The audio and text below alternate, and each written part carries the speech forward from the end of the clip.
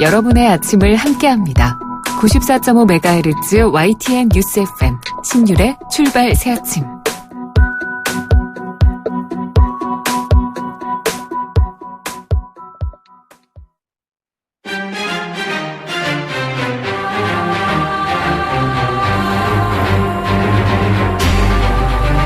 매일 아침을 뉴스로 깨웁니다. 신율의 출발 새 아침. 오늘 최순실 국정농단 사건 관련 국정조사 특별위원회의 마지막 청문회가 열립니다. 그런데 오늘 증인으로 나올 사람들이 막상 그렇게 많지는 않다고 합니다. 저마다 불출석 사유서를 제출했기 때문인데요. 단 이 박근혜 대통령의 미용 담당을 하는 두 사람, 그리고 남궁건 전 이화여대 입학처장, 정동춘 전 K스포츠 재단 이사장, 박상진 삼성전자 사장은 출석할 방침인 것으로 알려지고 있습니다. 그런데 중요한 점은 누가 나오든 진실을 말해야 한다는 겁니다.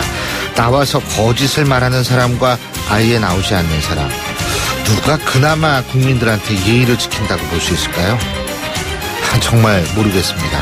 신율의 출발 새 아침, 오늘 순서 시작합니다.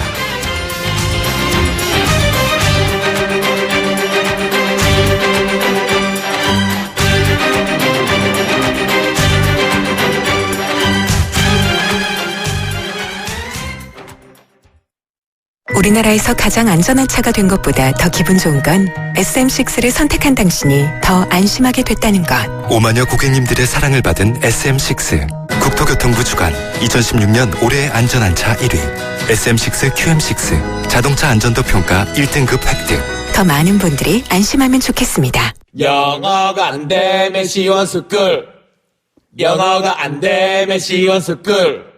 영어가 안 되면 시원스쿨 오세요. 안 된다, 늦었다. 생각 말고 영어가 안 되면 시원스쿨.com. 진짜 쉽다. 컴온. YTN 라디오 신율의 출발 새 아침. 지금까지 들어온 뉴스 정리해 보겠습니다. 백병규 시사평론가 스튜디오에 나와 계십니다. 어서 오십시오. 안녕하십니까. 네, 제가 지금 방금 말씀을 드렸는데 오늘 삼성전자 사장은 청문회에 나오는 것 같아요. 근데 이제 이 박영수 특검팀이 오늘 삼성 미래전략팀 전략실 최지성 실장을 불러서 조사한다고 그러는데 이게 결국 삼성에 대한 전방위적인 압박이 점점 강해진다, 이렇게 보는 거 아니겠어요? 맞습니다. 이재용 부회장 소환도 임박했다는 거하고. 네, 그렇습니다. 이 삼성 미래전략실의 최지성 실장과 장충기 차장 두 명을 이제 소환 조사하게 되는데요. 네, 이 실장이지만 부회장급입니다. 사실은 그 최지성 실장이 이제 그 삼성의 제2인자로 이렇게 꼽히고 있죠. 예. 이 장충기 차장, 이 사장입니다. 네, 그래서 뭐 이 차장 실장이 이제 그런 정도이니까 이 미래전략실이 뭐 사실은 이제 그 삼성 컨트롤타워 아니겠습니까? 예. 일단 뭐 참고인 신분이기는 하지만 그 조사 과정에서 그 피의자 신분을 바뀔 수 있다는 게 이제 특검 측의 이야기고요. 예. 미래전략실은 그 삼성물산과 그 제일모직 합병작업 그리고 그 최순실 씨 측에 대한 그 금전 지원 실무를 총괄했다는 의혹을 사고 있는데 예. 삼성 측은 그 자신들 역시 이 대통령 측의 이 강요와 말하자면 자신들의 피해자다. 네, 강요와 이제 위협의 이제 피해자다, 이런 논리를 펴고 있죠. 이재용 부회장 소환 조사가 이제 임박했다는 이제 이런 그 관측이 나오고 있죠. 이 박영수 특검은 또 이제 그 문화예술계의 그 블랙리스트와 관련해서도 무더기 좀 사법 처리를 좀 예고하고 있는데요. 오늘 그 김상률 전 청와대 그 교육문화수석 그리고 그 이제 김정덕 전 그 문체부 장관 등을 피의자 신분으로 재소환해서 조사를 하게 됩니다. 조윤선 문체부 장관도 이번 주에 피의자로 소환 조사할 계획이라고 하죠. 근데 오늘은 안 나오는 것 같더라고요. 네, 맞습니다. 오늘 청문회 하죠? 네, 이제 청문회, 마지막 청문회가 이제 열리게 되죠. 이제 7차 청문회이기도 하고 사실상 마지막 청문회인데 모두 일단 15명의 그 증인이 좀 채택돼 있습니다. 그동안 청문회에 안 나왔던 사람들, 또 위중한 사람들, 마지막 설명 기회를 주겠다는 건데요. 그러나 이제 말씀하셨던 것처럼 최경희 전 이대 총장이나 김경숙 전 학장, 조혜옥 전 청와대 그 간호장교, 추명호 국정원 국장 이미 그 불출석 사유를 제출을 했고요. 이 조윤선 문체부 장관이나 우병우 전 민정수석, 안봉근, 이재만 전 비서관 역시도 아마도 불출석 사유동을 제출을 하고 안 나올 가능성이 큰 것으로 이렇게 관측이 되고 있습니다. 이 박상진 삼성전자 사장, 정돈춘 전 K스포츠 재단 이사장이죠. 그리고 박 대통령의 그 미용사 정도가 이제 그 출석 의사를 좀 밝히고 있다고 그러는데요. 네. 근데 이제 박근혜 대통령 측이 굉장히 억울하다고 얘기를 하지 않습니까? 그러면 나왔어야 엮었다. 그러면은 사실은 전부 이 증인들이 다 나와서 이게 뭐가 억울한지 뭐가 잘못된 건지 뭐가 엮였는지를 얘기를 해야 정상이에요. 네. 그래서 미용사 같은 분들은 사실은 이제 뭐 못 나오겠다 이럴 수도 있는데 명색이 청와대 전 비서관들이고 이게 참 행정관들이고 이러는데 이런 분들이 법적 절차를 무시한다. 글쎄, 이거는 안봉근 이재만 두 사람은 진짜 이해가 잘 안 돼요. 박 대통령이 그동안 계속 해왔던 게 뭡니까? 법질서를 존중하자는 얘기였는데. 글쎄 말이에요. 아니 법질서를 존중하는 것도 존중하는 거고. 뭐 그렇게 엮였다 억울하다 그런 얘기를 하면 오히려 적극적으로 아니 부르지 않아도 내가 나가겠다 그래야죠. 맞습니다. 예? 그리고 새누리당 임명진 비대위원장이 지구전을 선포를 한 것 같아요. 이 서청원 전 대표와 같이 친박 핵심이 지금 버티고 있는데 그만두지 않고 인적 쇄신을 밀어붙이겠다. 근데 조금 입장은 뒤로 가는 것 듯하다는 평가도 있더라고요. 네, 좀 지켜봐야 될 것 같죠. 네. 임명진 비대위원장 어제 당초 이제 자신의 거취에 대해서 입장을 밝히기가 또 했던 그 마지막 날이었잖아요. 네. 그러나 이제 어제 기자회견을 갖고 이 인적 쇄신은 국민의 뜻을 받들어서 반드시 좀 완수를 해야 한다. 완수하겠다. 이제 이런 의지를 밝혔죠. 근본적 인적 쇄신을 위해서 최선의 노력을 다하겠다고 이제 밝히기도 했습니다. 예. 그만두지 않겠다는 것이죠. 그렇죠. 또 오늘 이제 상임정국위원회를 재소집을 한다고 밝혔는데요. 예. 여기에서 이제 비대위 구성을 이제 추진하겠다는 이야기고요. 만약 다시 또 무산이 되면 이틀마다 한 번씩 계속 소집하겠다. 이렇게 이야기를 했습니다. 임명진 비대위원장. 네. 결국은, 전국위원회 당이 되네요. 이틀마다 그렇죠. 한 번씩 하면. 네. 모두 새누리당 의원들이 99명 아닙니까? 예. 여기에 지금 68명의 의원이 인적 쇄신에 동참을 했다. 즉, 직간접적으로 자신한테 이제 백지 임장을 이제 제출을 했다고 그렇게 밝히기도 했는데요. 예. 그러나 서청원 의원 즉각 보도자를 내고 임명진 비대위원장이 다시 한번 개인적인 미련을 연장하고 있다. 오늘부터 법적 대응에 나서겠다. 이런 입장을 밝혔다고 하죠. 예. 네, 직무정지 가처분 신청도 되겠다는 얘기인데 이 탈당 강요는 중대한 범죄행위라는 이제 주장을 펴고 있기도 하죠. 예. 자, 더불어민주당 같은 경우에는 이제 본격적인 대선 경선 체제에 돌입을 하는 것 같은데 설 연휴 전에 이 예비 후보 등록을 마칠 계획이다. 맞습니다. 이런 얘기가 있죠. 이제 추미애 대표가 어제 신년 기자회견을 가졌는데요. 예. 곧바로 대선 경선 룰 마련을 시작하겠다 이렇게 얘기를 했고 적어도 설 연휴 시작되면 예비 후보 등록을 마치도록 하겠다고 이제 밝혔습니다. 이 경선 원칙으로 추미애 대표는 이 공정성과 중립 그리고 모든 후보가 수긍할 수 있는 최적의 경선 룰을 만들겠다 이렇게 얘기를 했습니다. 또 후보별 계파별로 흩어지고 쪼개진 힘으로는 정권 교체가 어렵다는 점을 지난 대선에서 뼈저리게 배웠다면서 이 당 중심의 대선을 강조하기도 했죠. 예. 자, 마지막으로 추미애 대표. 근데 이게 당장 논란이 됐던 민주연구원의 개헌보고서 파문과 관련해서 김용희 원장이 사표 수리하지 않겠다. 지금 이런 입장을 밝혔는데 이게 그래서 이 대선 후보 경선에도 좀 영향을 미칠 수 있는데 이렇게. 네, 하시나요? 그렇죠. 개헌을 저지하는 보고서가 아니라 오히려 개헌을 적극적으로 추진하겠다는 보고서라면서 오해를 책임연구원자가 야기했다는 것까지고 예. 민주연구원장을 징계할 수는 없다. 이렇게 밝혔는데 이게 좀 어떤 반응을 일으킬지 좀 지켜봐야 되겠는데 예. 당장 어제 박원순 서울시장이 이게 대해서 좀 한마디 했죠.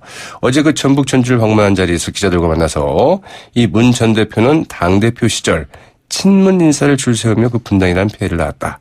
지금도 여전히 문 전 대표가 당을 지배하고 있고 이런 기득권이 여러 문제를 가져왔다.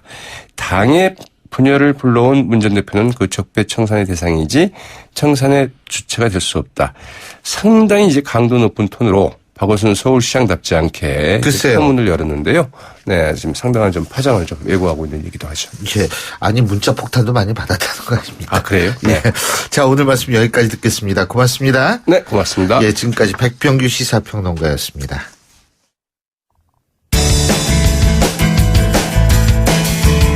여러분은 지금 FM 94.5MHz로 방송되고 있는 신율의 출발 새 아침을 듣고 계십니다. 의견 주실 분은 짧은 문자 50원, 긴 문자 100원의 이용료가 드는 휴대전화 문자메시지 우물정 0945번으로 의견 남기실 수 있습니다.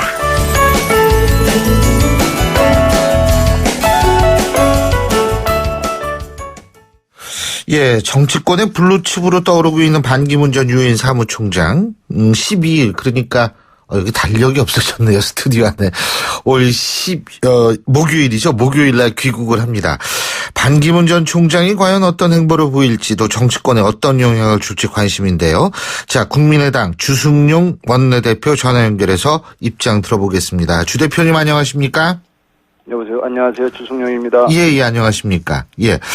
자, 지금 반 전 총장의 영입 가능성을 국민의당도 지금 최대한도로 열어놓고 있는 거죠?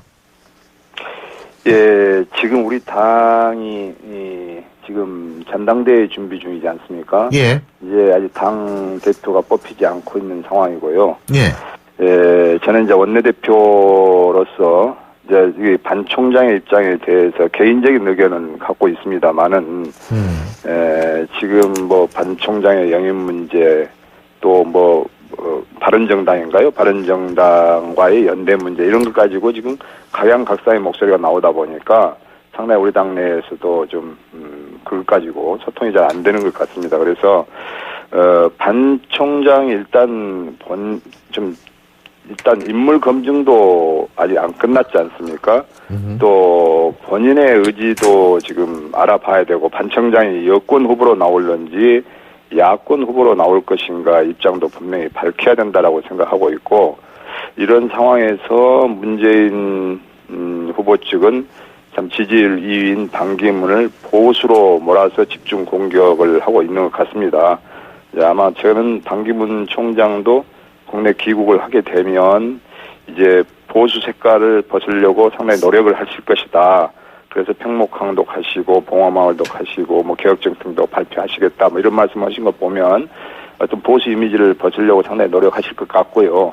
우리 당에서 영입 문제는 우리 당에서는 지금 현재까지 결정된 바는 소위 친박과 친문을 제하고 모든 정체성이 비슷한 세력과는 이렇게 대화할 수 있다라는 정도이고, 새로운 당대표가 뽑히게 되면 그분들과 우리 당내에 있는 대선 주자들과 또 우리 의원님들과 일단은 끝장 토론을 벌여서 우리 당의 어떤 입장을 결정해야 되지 않겠나 이렇게 생각하고 있습니다. 지금 개인적 의견이라고 말씀하셨는데요. 개인적으로는 우리 국민의당이 모든 우리 국민의당을 중심으로 해서 정권 교체를 꼭 창출해보고 싶기 때문에 뭐 손학규라든지 뭐 정운찬 후보라든지 하여튼 친박 친문을 제외하고는 같이 대화는 해보겠다.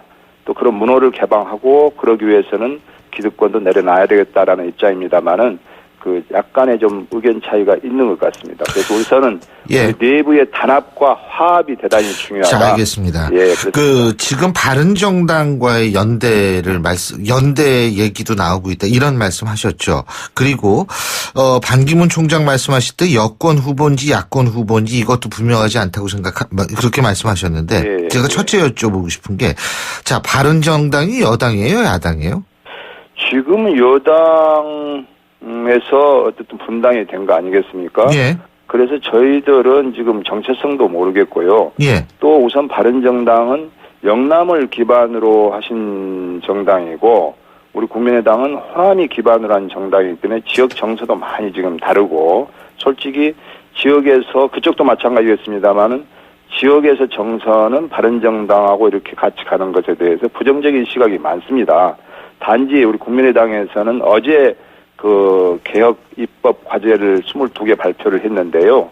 이것을 1월 국회 내지는 2월 국회에서 다 통과시켜야 되겠다 생각하고 있는데, 이런 개혁 입법을 통과시키는 과정에서 우리 바른정당의 어떤 정책에 대한 그 스탠스, 실천, 의지를 좀 봐야 될 것 같습니다. 예. 그래서 정체성 같은 것도 판단을 할 수 있지 않겠느냐 이렇게 생각하고 있습니다. 예, 지금 바른정당 우리 청취자 여러분이 혹시 모르실까봐 제가 말씀드리는데 비박신당, 개혁보수신당이 결국은 바른정당으로 당명을 정했기 때문에 저희가 가칭 바른정당이라고 지금 얘기를 하고 있습니다.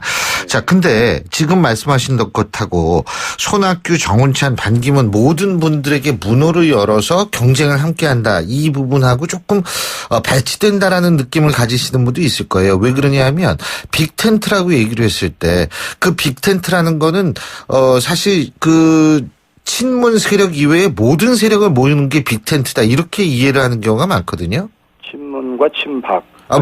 친문과 네, 친박 죄송합니다. 그렇죠. 그래서 이런 문제에 대해서 약간씩의 안철수 전 대표의 생각도 좀 다르고 또 우리 의원님들의 생각이 약간씩 좀 다르기 때문에 우리 당은 어쨌든 소수 38명의 정당입니다만은 어떤 치열한 토론을 통해서 한 목소리를 내겠다 하기 때문에 어쨌든 제3지대라는 말이 지금 자주 나옵니다만은 우리 국민의당이 제3의 정당으로서 우리 국민의당의 빅텐트 아래 들어와서 경선을 치러서 거기서 단일 후보를 만들어낸다면 그 후보가 경쟁력이 있을 것이고 그 후보가 친박이나 친문 후보들하고 대선을 치렀을 때 저는 무조건 당선될 것이다 이렇게 보고 있기 때문에 우선 반기문 사무총장도 본인이 친박 후보로 여권 후보로 나올 것인가 야권 후보로 나올 것인가 입장도 분명히 밝히지 않았고 그분이 솔직히 출마하겠다라는 말도 지금 아직 않은 상태이고 이런 상태에서 지금 서로 지금 각 정당에서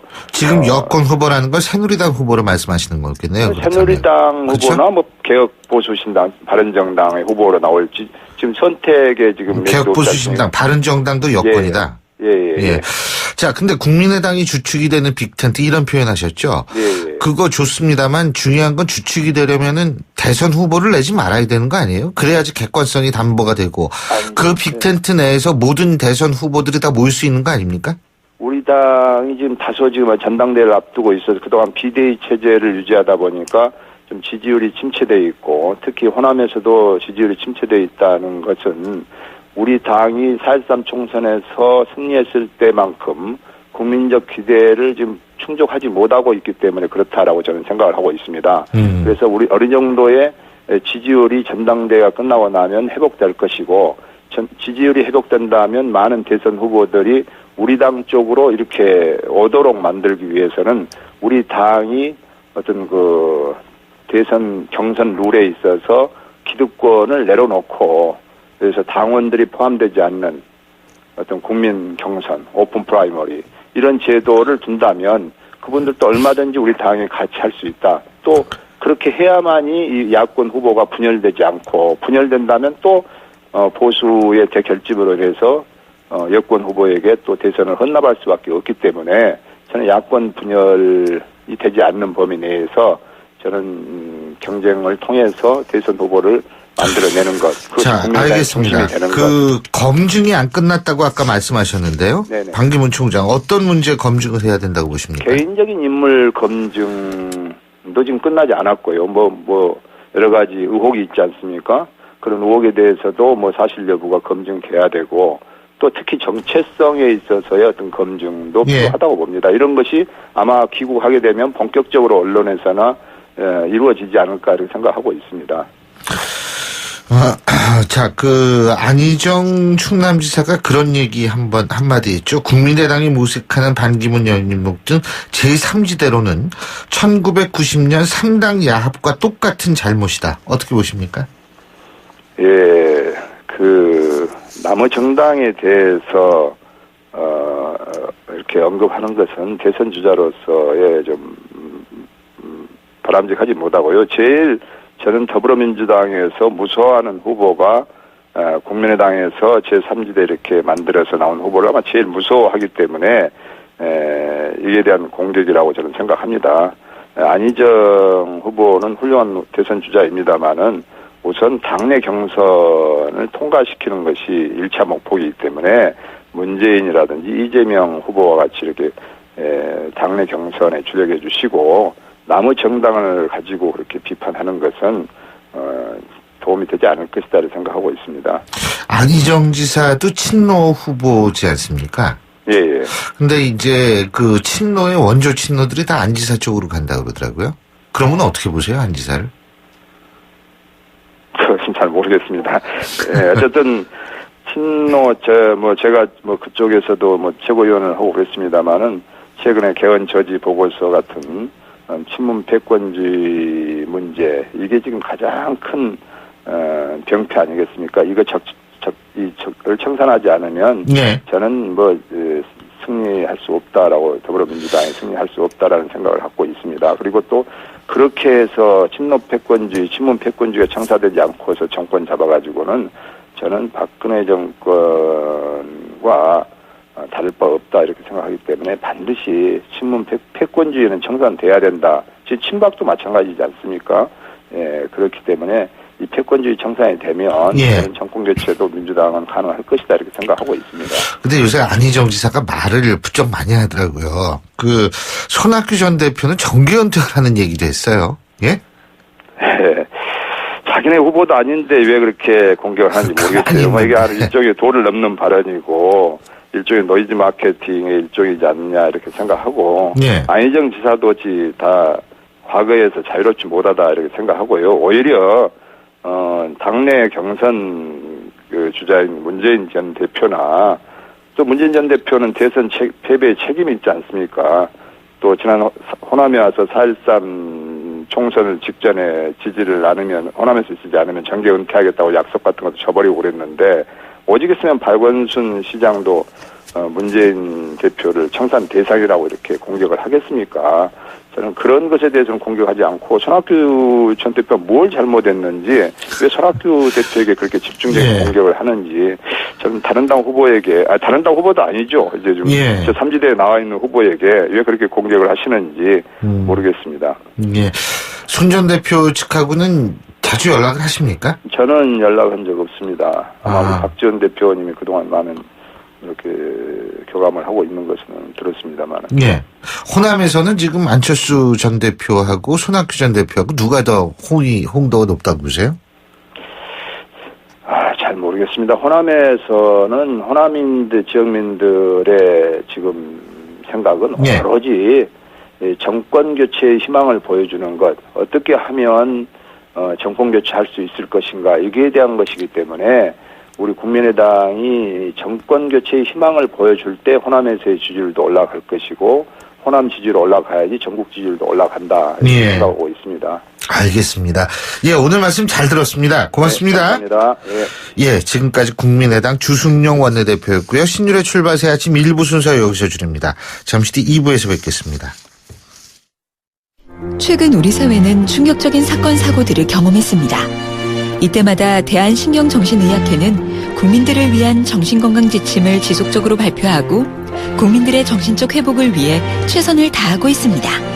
정신장애에 대한 편견을 없애고 차별 없는 세상을 만들기 위해 노력하고 있으며 국민들의 정신건강 증진을 통해 건강한 대한민국을 만들기 위한 노력을 다하고 있습니다.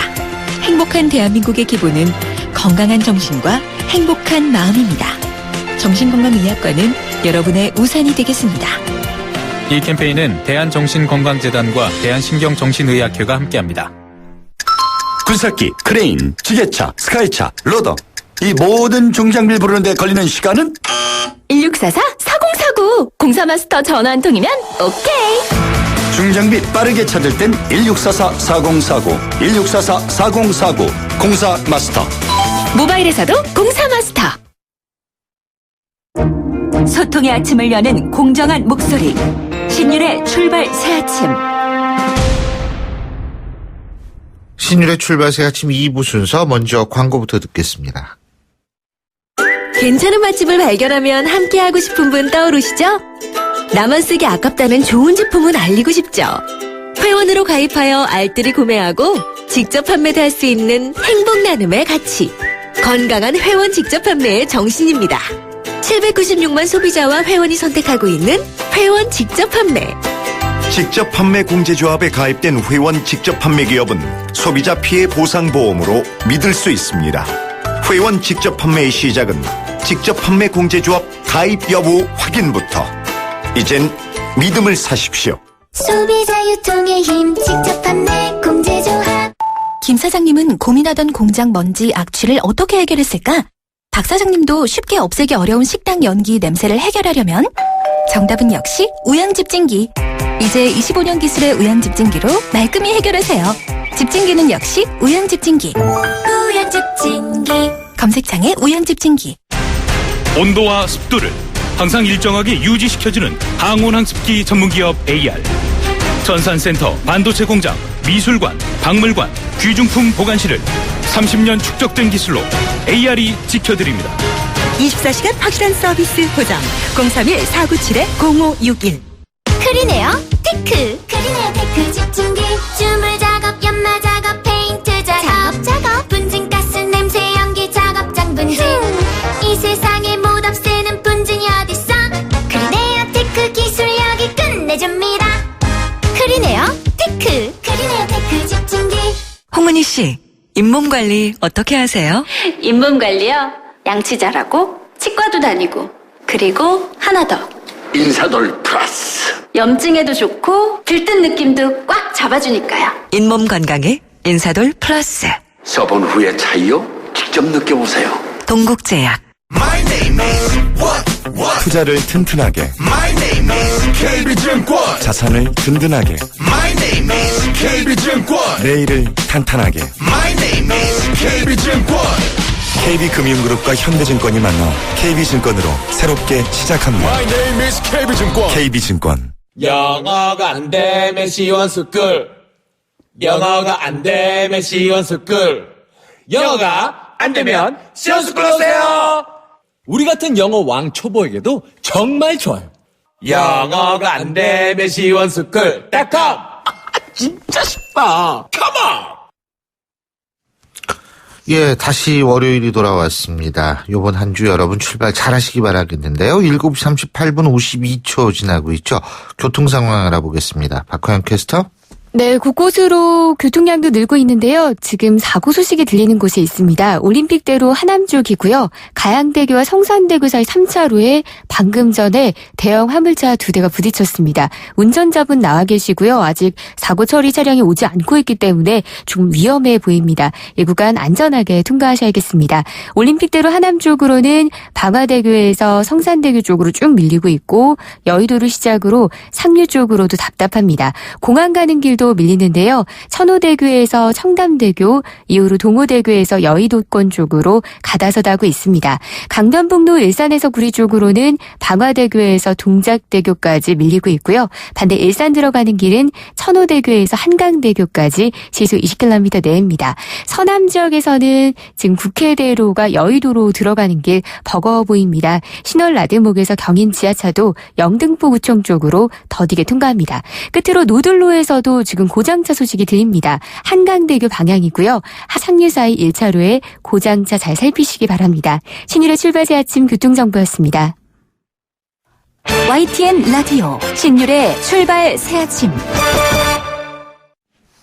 지난 주말 종로구 낙원동의 철고 공사 현장에서 호텔 건물이 무너지는 사고가 있었는데요. 이 붕괴와 함께 매몰됐던 2명의 인부 중에 발견되지 않았던 한 분은 구조를 시작한 지 39시간 만에야 사망한 채로 발견됐다고 합니다.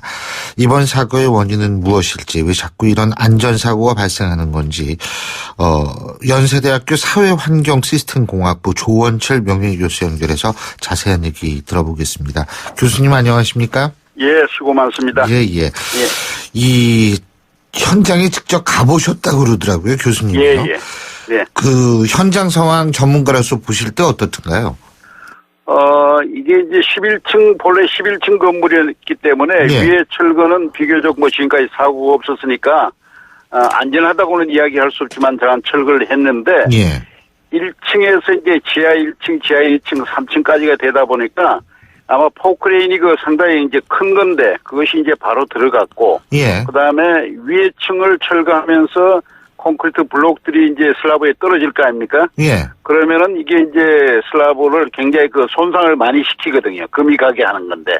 거기에 이제 중량이 들어가고 그게 자동차가, 포크레인이 이제 운행이 되면서 하중을 가한 거죠. 그러다 보니까 이제 밑으로 푹 들어갔는데 또 다른 이유는 이게 이제 1층에서 아래층으로 이제 철거를 하다 보니까 이번에 이제 사방으로 흩어질 염려가 없거든요. 예. 블록들이. 예. 그러니까 한꺼번에 아마 철거하는 그런 방식을 선택했던 것 같아요. 그리고 가장 의심이 가는 것은 위에서 공사 중인데 왜 인부들이 지하실에 들어갔을까요? 그게 가장 의심스럽습니다. 그게 이제 정상적인 상식적인 거는 아니다 이 말씀이신 거죠, 그죠? 절대적으로 상식적인 건 아니죠. 왜냐하면 관리자가 없었던 얘기입니다. 관리자가 예. 네, 현장 소장이나 안전관리자가 전혀 없었다고 하는 증거거든요. 그러니까 이게 이렇게 말씀하신 거 보면은 어쨌든 지하 보강이 좀 제대로 되지 않은 상태에서 철거 작업이 진행됐을 가능성이 있다 이런 말씀이시죠? 충분하죠. 예. 지하 보강은 사실 이제 1층 바닥 슬라브하고 그다음에 지하 1층, 2층, 3층 철거할 때는 지하 보강 없이 그대로 그냥 이제 내려앉혀버리는 공법들을 많이 쓰고 있거든요. 예. 이제 자꾸 보강 그러는데 그런 공법들을 쓰고 있는데 왜 인부들이 거기에 위에 작업하는데 그 위험한데 지하실에 들어갔을까 하는 것이 이제 하나 의문이고, 그 다음에 1층 바닥이 많이 균열이 갔을 텐데 그 무거운 포크레인이 거기에 올라가서 작업을 했다고 하는 건 1층 바닥에 대한 안전 점검이 전혀 되지 않았던 사실을 우리가 알 수 있거든요. 예. 근데 교수님 제가 그냥 궁금해서 여쭤본데 왜 철거 작업 외국에서 보면 이 폭탄으로 막 하고 그러던데. 이제 대형 건물 같은 경우는 우리도 한번 한 적이 있어요. 저 남산 외인 아파트 철거할 때 이제 작은 폭약들을 가지고 그건 역학 계산을 잘 합니다. 예. 잘 해서 건물이 안쪽으로만 바깥으로 튀어나오지 않도록 그냥 한꺼번에 처리 이제 하는 방법이 우리나라도 그걸 할 수 있고 또 지금 여러 군데서 했거든요. 그런데 이 도심에서 11층 정도면은 이 신고제가 아니고 철거를 역학 계산을 해야 되기 때문에 반드시 허가제가 돼야 됩니다. 그렇군요. 근데 지금 이제 두 분이 모두 사망한 채 지금 발견이 되지 않았습니까? 예. 근데 이제 사고가 난 지 39시간 만에 오늘 새벽에야 나머지 한 분이 발견이 됐는데 이 구조 작업도 이렇게 그러니까 이 건물이 이런 상태라면 쉽지가 않은 모양이죠. 절대로 쉽지 않죠. 왜냐하면 좁은 공간에 1층 바닥 슬라브하고 그다음에 지하 1층, 지하 2층, 3층이 전부 다 한꺼번에 무너져서 좁은 공간에 들어가 버렸거든요. 예. 그럼 그걸 전부 다 일일이 다 치워야 시신을 발견을 할 수 있고 구조 작업을 할 수가 있거든요. 이게 결코 쉬운 일이 아닙니다. 그렇군요. 근데 이게 지금 이런 이번 사고를 후진국형 안전사고다 이렇게 볼 수 있는 건가요? 그렇죠. 후진국이라고 하는 것이 할 수 있는데도 하지 않고 못하는 게 이제 우리가 통상 후진국형 안전사고라고 그러는데 우리는 할 수 있도록 되어 있거든요. 제도적으로는. 예. 그런데 안 하지 않습니까? 근데 그건 전부 다 사람의 문제입니다. 그러니까 이런 게 반복되는 이유가 제도의 문제가 아니라 사람의 문제라는 건데. 사람의 문제죠. 그런데 그러면은 그 사람이 좀 움직이도록 강제적 조항이 좀 보강이 돼야 되나요? 어떻게 보십니까? 근데 이제 벌과금 제도가 강하게 있어야 되는데 우리는 벌과금이 굉장히 약하거든요. 근데 그게 하나의 중요한 문제로 이제 지적되고 있습니다. 예, 그렇군요. 근데 지금과 같은 상황에서 이렇게 사실 이게 안전불감증이라는 단어가 어제 오늘 나온 게 아니니까요. 그죠? 근데 이것이 이 재난관리 시스템하고도 관련이 돼 있고 사고 불감증이라는 게 결국은 크게 본다면 재난관리 시스템의 가장 중요한 부분일 것 같은데 이런 부분에 대해서 우리가 좀처럼 이게 잘 고쳐지지 않는 이유가 뭔지는 모르겠어요. 첫째, 그런 안전관리 교육이 우리 시민들의 일반 교육이 없습니다. 교과서적으로 강의 몇 시간 듣는 거, 그거 갖고는 안 되거든요. 그 다음에 그걸 실시할 수 있도록 이 과태료, 벌과금 제도를 굉장히 강화해야 된다고 저는 판단하고 있습니다. 그래서 예를 들면은 교통범칙금도 요즘 상당히 이제 올리고 있지 않습니까? 올리니까 이제, 과속한다든지 또 칼치기 한다든지 하면 올리니까 상당히 줄어들고 있거든요. 그래서 이제 그런 교통범칙금 제도와 같이 이런 것도 책임을 묻는 제도를 상당히 강화해야 될 걸로 판단하고 있습니다. 근데 지금 요번 사건만 본다면 해당 철거 작업에 참여한 2곳의 건설업체, 1곳의 인력업체도 조사를 한다고 하고요. 네네. 근데 이게 만일 제대로 된 어떤 제도적인 그런 것들을 지키지 않았다고 했을 때에는 이때는 이게 뭐 벌금의 문제가 아니라 이거는 더 큰 엄중한 범죄 아닌가요? 그렇죠. 회사 이게 허가제가 되면요.